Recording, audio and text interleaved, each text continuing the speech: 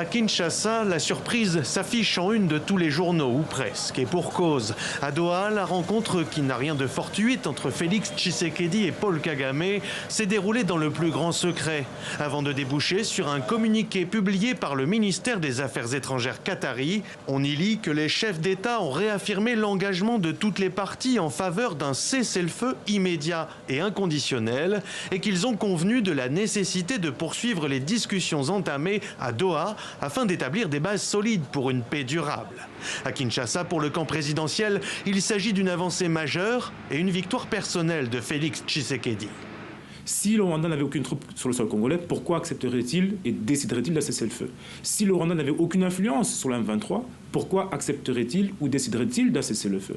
Aujourd'hui, le chef de l'État, grâce à cette rencontre qui a eu lieu, a pu démontrer l'implication du Rwanda. Le Rwanda s'est décrédibilisé sur ce conflit-là et il reconnaît donc sa responsabilité. Et ce travail est le résultat de la constance politique du chef de l'État qui n'a jamais abandonné l'idée selon laquelle il ne discuterait qu'avec les acteurs principaux du conflit.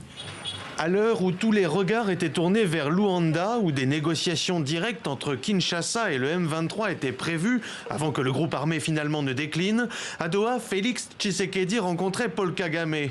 Pour la coalition d'opposition Lamuka, cette démarche manque de transparence. Pourquoi torpiller les démarches qui ont une certaine lisibilité et clarté, c'est-à-dire celle de Luanda et celle menée par l'Église catholique et le CC, et choisir une démarche aussi opaque, aussi floue que celle des Qataris.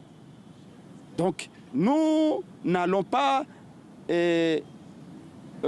laisser les intérêts économiques du Qatar, de Félix Tshisekedi et de Kagame, l'emporter sur les vies des millions de Congolais qui sont en jeu au Kivu. C'est de cela qu'il s'agit. Nous sommes pour la paix, mais pas la paix à n'importe quel prix.